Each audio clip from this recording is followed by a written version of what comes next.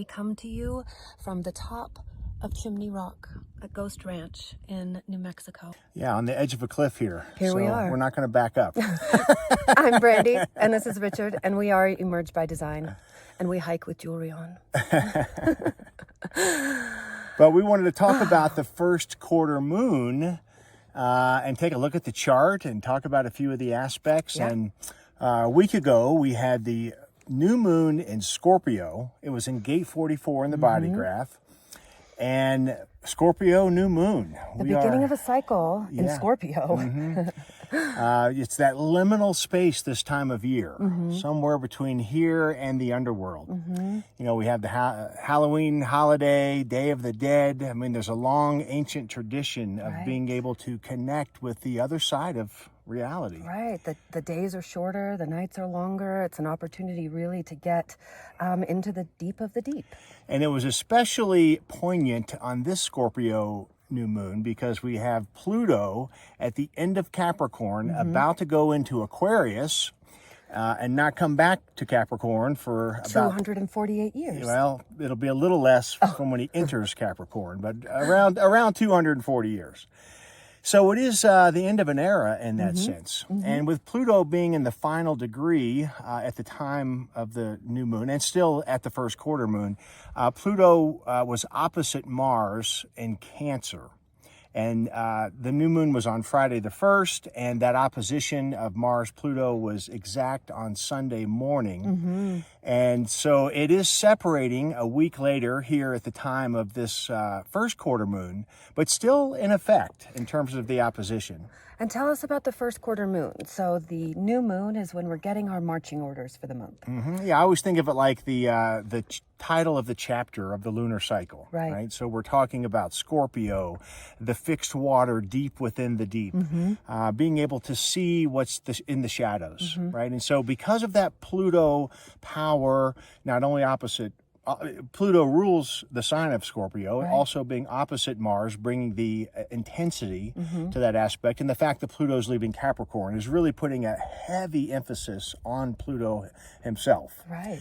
And what I've been feeling and contemplating is just how liminal a space we're in right now. The idea that things that may have been holding us back, and I'm saying that because Pluto is still in gate 60 in line 4, the gate of limitations and the channel of mutation. And so thinking about things that may be holding us back, experiences from our past, whether they be traumatic or otherwise, but wherever we may be feeling fear, doubt, and insecurity, something that we can contemplate, that we attribute to something that's been holding our truth back. And my encouragement, not only at the new moon, particularly at the first quarter moon, which I'll say a few more things about, is that we contemplate what that thing is.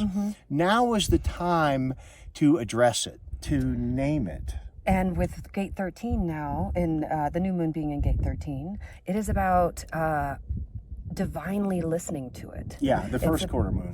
Now it's time to receive those messages that we got from the deep, the fear, doubt, and insecurity, the pointers that the fear, doubt, and insecurity was giving us. It is time to really let it permeate our bodies and let our bodies tell us the next way with 13 in the fifth line. Yeah, I think you're exactly right. The gate called the gate of listening, right? And so we have the frequency of the first quarter moon to tune in at a much deeper level to reflect on experiences from the past that's attributed to the channel of the prodigal. That's right. And so there's just an opportunity to align with these frequencies to really access parts of ourselves that we may not have had access to before.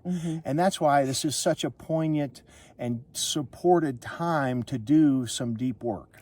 Or even parts of ourselves that we have shoved down into the plutonic underworld. The parts of us that we shamed or abandoned as a child, the parts of us, the emotional, spiritual parts of us, because 13 is the voice of the emotional way. So it is the emotional truth that we didn't allow ourselves to have, or that we put down in the dark.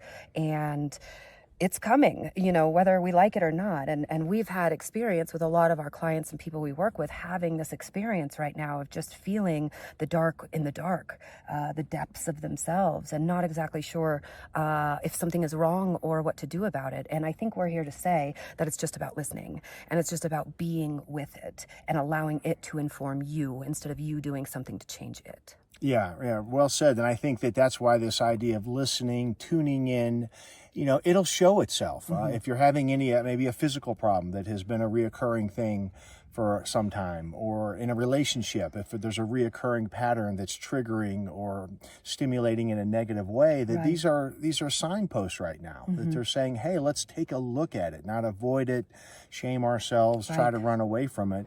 It's a deeply powerful time to address it now. Yeah, absolutely. To clean out the back closet of our soul type of thing. That's right. And so being the first quarter moon, of course, the moon is halfway to the full moon. So she's growing in illumination every minute of every day.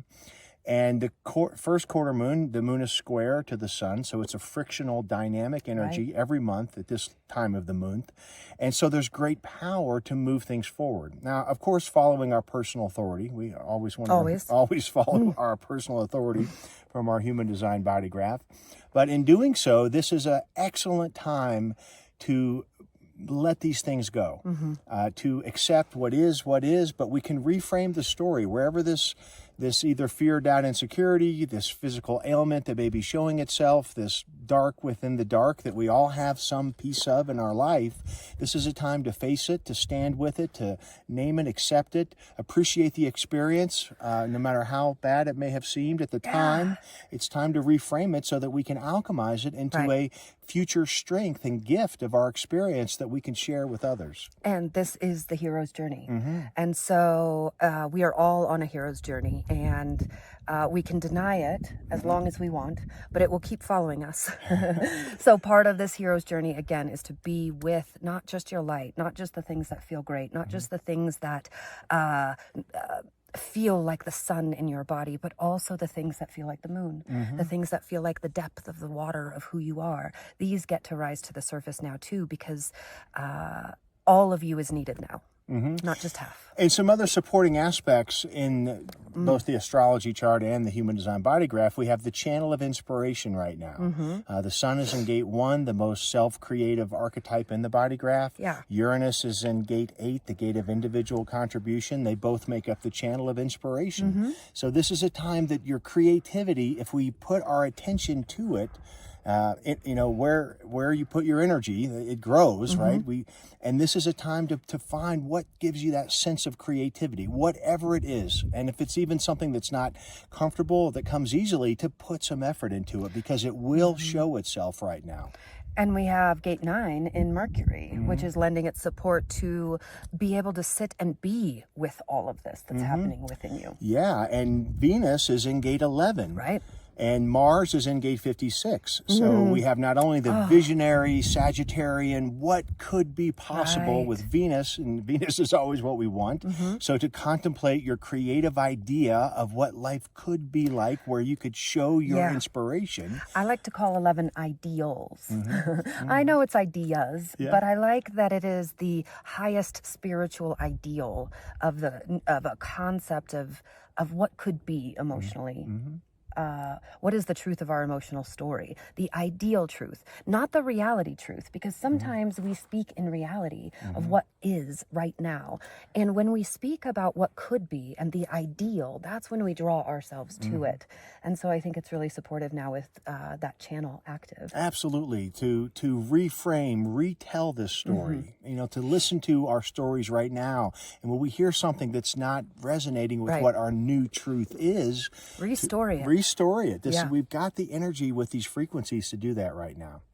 So although it can possibly feel a bit destabilizing, this liminal space in the world as we stand on a cliff, with Pluto, Scorpio, and so forth, it is a powerful time, and a powerful time to experience our current version of truth, where we're going in our highest vision of our truth. Right.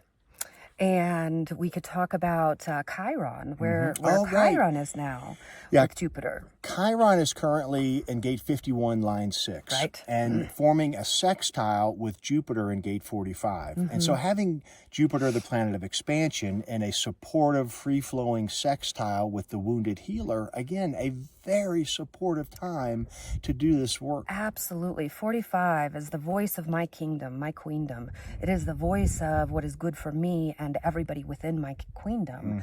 And 51 is the awakening of the truth of what this wound is here for. So it's such a beautiful combination to me to be able to awaken to the truth of your wounding in sometimes a very shocking way, but to be able to, wow, this is possible. This is what's available to me through the learning I've had, through the wounding I've also had. Yeah. And I think 45 being this educational gate is able to really help inform that Chiron wounding and how best to move forward for all of us. Yeah. Yeah, beautiful. And then what about that sextile between Neptune and Venus? Well, Venus is squaring Neptune at the first quarter moon. Right. Now, that particular, anytime we have a planet like Venus, which it is, squaring Neptune, it can get, again, a bit fuzzy. Neptune is the veil. It does cloud the picture. But Neptune is also in its home sign that it rules in Pisces. And so it also lends itself to this idea of this liminal space where we can connect to the limitless possibility. Right. Or our spiritual or mystical possibilities. So the fact that Neptune is engaged in this whole dynamic we're describing, again, is saying that there's support to let your imagination, to let your creative inspiration give some time and space to it, and it will grow. And being that it's in gate 36, it is, crisis, chaos. And Neptune being there, it feels like an opportunity to restore crisis, chaos. Oh, absolutely. To restore what that emotional crisis, having a crisis and seeing the sun after the crisis. I think that's the 11 and the 36 together, the Venus and 11, this desire and passion and love and femininity. How can we restore crisis to find that beauty? Yeah, really beautifully shared. And I think that I'm also getting this sense because of Pluto in the gate of limitation that it's time to end cycles of the limitation, whatever is coming to mind. If this is resonating, it's time for a new cycle, a new beginning of possibility for each of us. So it's very exciting. It always feels, it's dark in that sense because we are dealing with the underworld. But if we can put the fear aside and regulate ourselves. Well, and let the fear exist and know that we're not going to get sucked into a deep, dark hole in the ground. That fear is the other side of bliss. And to the degree that we can sit with our fear is to the exact degree that we can experience bliss. And bliss as an individuated human. I'm not talking about, the bliss that the commercialized world says we should be in, but the bliss of being me, the bliss of being you. And I think it can't be all of what it's supposed to be without also the fear, doubt, and insecurity existing and being loved. Yeah, for sure. Yeah. Well. So here is our new moon report from the top of the... here at Ghost Ranch in New Mexico. And we look forward to getting back to you all with some information about this retreat we're going to have right down at the bottom of this valley here. You can't see it because it's so high, but it's beautiful. But thank you for joining us today. And if you got some value out of this, we'd appreciate a like or a subscribe. We appreciate growing our community and having you all be part of it. Yes. So thank you for listening. Thank you for being here.